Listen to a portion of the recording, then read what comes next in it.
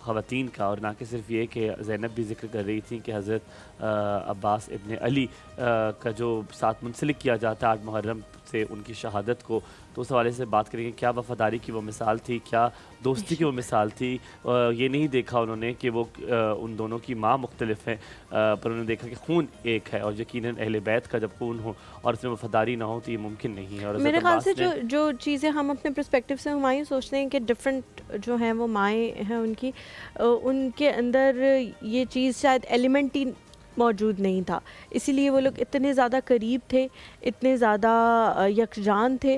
اور اہل بیت تو پھر ظاہر ہے پوری ان کی فیملی جو ہے وہ اسی قسم کی تھی. ہمارے ساتھ جو آج شخصیت موجود ہیں جن کے ساتھ ہم ان دونوں حوالے سے بات کریں گے، حضرت عباس کے حوالے سے بھی اور خواتین کا جو کردار ہے کربلا میں اس کے حوالے سے بھی ہم بات کریں گے.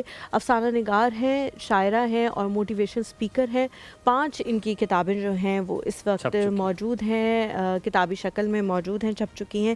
3 ان کے شاعری کے مجموعے ہیں، ایک ان کا سفر نامہ ہے اور ایک افسانہ ہے. ہمارے ساتھ جی موجود ہیں عابدہ تقی صاحبہ. السلام علیکم. عابدہ جی بہت شکریہ آنے کے لیے. 8 محرم میں اپنی کی شخصیت سے ہم بہت کچھ سیکھنے کی کوشش کریں گے اور چاہیں گے کہ آپ ہمیں آج ہمارے علم میں اضافہ کریں. السلام علیکم. پلیز بیٹھیے گا.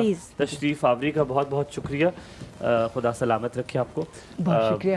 عابدہ جی سب سے پہلے تو ہم آپ کو عابدہ جی کر کے مخاطب کریں گے اگر آپ کی اجازت ہو تو. جی جی ضرور ضرور. عابدہ جی شروعات سب سے پہلے ہم کریں گے حضرت عباس ابن علی سے. وفاداری کا وہ پیکر، دوستی کا وہ پیکر، رشتہ داری کا وہ پیکر، خودداری کا وہ پیکر، صبر کا وہ پیکر، یہ سب چیزیں یکجاں ہمیں ان کے اندر نظر آتی ہیں. امان کا کہا گیا کہ آپ کی زندگی کو، آپ کی جان کو ہم امان کرتے ہیں، آپ کو پیسج دیتے ہیں، پر آپ نے یزید کی اس آفر کو بھی ٹھکرا دیا اور آپ نے کہا کہ حسین کے ساتھ میں ہوں اور میرے ساتھ حسین. یقیناً ہم بھی آج یہ کہتے ہیں کہ ہمارے ساتھ حسین ہے اور حسین ہیں تو ہم ہیں. آپ اس بارے میں کیا کہیں گے حضرت عباس ابن علی کے حوالے سے؟ بالکل، بہت شکریہ اور بہت اچھے فضیلتیں آپ نے ان کی سمو دی ہیں اپنے سوال کے اندر. دیکھیے 8 محرم منسوب ہی جو ہے نا وہ حضرت عباس علیہ امدار سے ہے، کیونکہ جب سے یہ عزاداریاں شروع ہوئی ہیں تو ایک دن مخصوص کر دیا گیا، حالانکہ تمام شہادتیں 10 محرم کو ہوئی تھیں.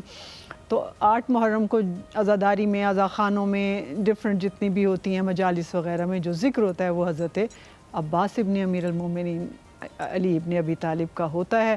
اور آپ کو پتہ ہے کہ حضرت عباس کی حیثیت جو ہے آل محمد میں انہیں قمر بنی ہاشم کہا جاتا تھا، یعنی اپنے حسن و جمال میں ایسے تھے کہ جیسے وہ بنی ہاشم کا قمر ہیں. اور اپنی جلالت میں اور اپنے روب میں اور اپنی دلیری میں اور اپنی بہادری میں ان کو علی ابن ابی طالب کہا جاتا ہے، یعنی علی آثار کہا جاتا ہے. کہ جیسے آپ علی کو دیکھیں میدان جنگ میں یا عباس ابن علی کو دیکھیں، ایک ہی بات ہے کہ جس انداز کی تلوار مولا علی چلاتے تھے، جس انداز کی انہوں نے خیبر شکنی کی ہے، وہی تمام جوہر جو ہیں وہ حضرت عباس ابن امیر المومنین میں پائے جاتے. تیسری بات یہ کہ تمام بیبیاں جتنا بھی آئی ہیں قافلے میں ان سب کے یہ محافظ تھے، ان کی چادروں کے محافظ، ان کے پردے کے محافظ. پھر مولا کے لشکر کے، مولا حسین کا لشکر 72 اصحاب پر مبنی تھا اور اس میں خواتین، بچے سب تھے. تو سب کے انتظامات، یعنی آپ جب سفر سے چلے ہیں تو حضرت عباس نے میزر نامہ بنائی، یعنی فہرست بنائی. پھر ان سے کہا گیا کہ آپ ناکے لے کر آئیں تاکہ ہم سب سوار ہوں. اس زمانے میں سواری کے تو یہی طریقے تھے.